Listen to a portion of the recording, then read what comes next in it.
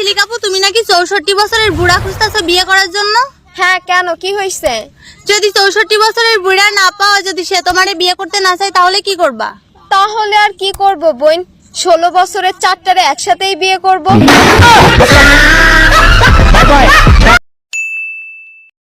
আচ্ছা বাবু, তুমি আমাকে কতটুকু ভালোবাসো? তোমাকে আমি এতটা ভালোবাসি যে যখনই ভাবি যে তুমি ছাড়া আমার জীবন অন্ধকার, ঠিক তখনই মাইরি কারেন্টটা চলে আসে।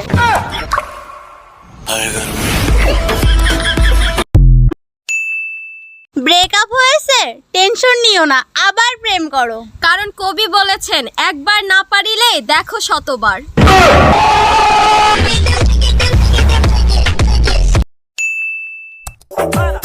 এত পড়াশোনা করে কি হবে?